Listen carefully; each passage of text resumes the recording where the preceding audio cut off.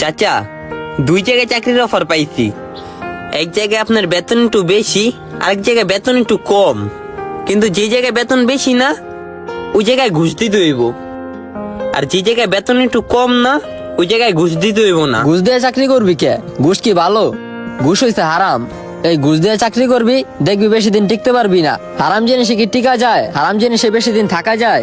চাচা, তাইলে এখন আমি কি করবো? কি করা যায়? দেখ, তোরে যেটা কইছি ওইটাই কর। ঘুষ ছাড়া একটা চাকরি কর। আচ্ছা, আমি একটু দেখি। আপনার কথাটা অনেক ভালো কইছেন। ঠিক আছে। তুই স্কুলে ভর্তি হইবি নাকি মাদ্রাসায়? স্কুলে। আসসালামু আলাইকুম ভাই। ওয়ালাইকুম আসসালাম। আপনার ছোট ভাইরে কি এখনো কোথাও ভর্তি করার নেই? আরে জিগাইতে আছি, স্কুলে ভর্তি হইবি নাকি মাদ্রাসায়? কিন্তু হয়তো কইতাছে স্কুলে ভর্তি হইব। মাদ্রাসায় ভর্তি করান, আলেম হইতে হইব, দিন শিক্ষা নিতে হইব। স্কুলে ভর্তি করলে কিছু শিখবো না, দুনিয়ালয়ে ব্যস্ত হয়ে যাইব। শুনছস হুজুরে কি কইতা আছে? তুই যদি মাদ্রাসায় ভর্তি হস, দিন শিখতে পারবি, জ্ঞান অর্জন করতে পারবি। হুজুর হয়তো বুঝতাছে না, ওরে আমি কোনোভাবে ম্যানেজ করতে পারতাছি না।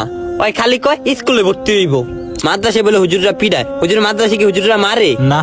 তুই যদি পড়া পারস, তোরে মারবো কি লেগা? পড়া না পারলে না মারবো তোরে। ঠিক আছে বাবা, তাহলে মাদ্রাসায় ভর্তি হও। দিনের জন্য ভালো হবে, আখিরাতের জন্য ভালো হবে। ঠিক আছে ভাই, তাহলে আপনার ভাইকে নিয়ে মাদ্রাসায় চলে আসেন। ছেলে ভালো আছে। দেখছস হুজুরে কি কইছে? মাদ্রাসায় ভর্তি হইতে হইব, ভালো একটা ভবিষ্যৎ করতে হইলে। হুজুরে নিজের পোলারে কলেজে পড়ায় আর মানুষের পোলারে মাদ্রাসায় দিতে কয়। কি হইছে ভাই? হুজুরে নিজের পোলারে দেখলাম কলেজে ভর্তি করাইছে ভালো একটা চাকরির লেগা, ভালো একটা ভবিষ্যতের লেগা। আর পরের পোলারে যায় কয় মাদ্রাসায় ভর্তি হো, মাদ্রাসায় ভর্তি হো। আইছে।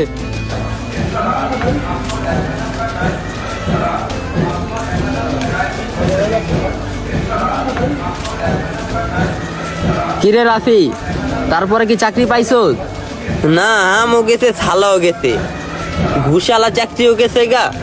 যেটা ঘুষ সারা লইতে হইব ওই চাকরিটাও গেছে গা। কি কস? তোর এখনো চাকরি হয় নাই কা? তোর আগে তো আমার পোলার চাকরি হয়ে গেছে গা, ডিপিডিসিতে।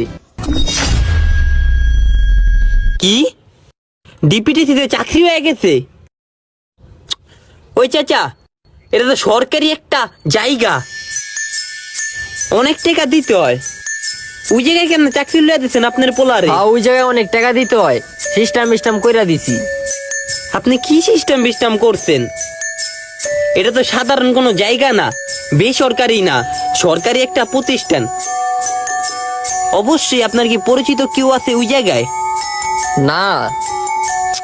পরিচিত কেউ না থাকলে তাহলে কেমনে করছেন? ঘুষ দিয়া লইছি। আচ্ছা চাচা, রাহেন তো। আপনারা মানুষরা এমন কিল্লেগা নিজেরা উপদেশ দেন, আর ওই উপদেশটা নিজেরাই পালন করেন না। আপনারা নিজেরাই কোন মানুষগুলো যে এই রাস্তা দিয়া যাইত না, এই রাস্তাটা ভালো না, তারপর আবার আপনারা নিজেরাই কেন এই রাস্তা দিয়া যায় আরেকজনের আগে পৌঁছায়া যান। উপদেশ দেন ভালো কথা, যেটা হারাম এটার দিকে যায়ও না। তাহলে এই উপদেশ দিয়া কি লাভ? যেই উপদেশ আপনারা নিজেরাই মানেন না, আপনাকে মতো মানুষের থেকে উপদেশ নেওয়ার থেকে না নেওয়াটাই ভালো। ওই যে ওই দিকের একজন হুজুর ছোট বাইরে লইয়া যেতেছে, জিজ্ঞেস তোমার ছোট বাইরে কই ভর্তি করাইবা, স্কুলে নাকি মাদ্রাসায়? ছোট ভাই কইছিল ভর্তি হইব স্কুলে। কয় স্কুলে ভর্তি করায়ও না, হ্যার কথা মাদ্রাসায় ভর্তি করাইলাম। 1 বছর পরে হুনি হুজুরের পোলারে ভার্সিটিতে পড়ায়, কলেজে পড়ায়। কিল্লেগা জানি ভবিষ্যতে ভালো একটা চাকরি করতে পারে, ভালো একটা অবস্থানে যাইতে পারে। যাক, ওনারা উপদেশ খারাপ দেয় নাই, উপদেশ ভালোই দিয়েছে। কিন্তু আমার দুঃখের কথা একটি, আমার কষ্টের কথা একটি, ওনারা উপদেশ দেয় সেই উপদেশটা কেন ওনারাই মানে না।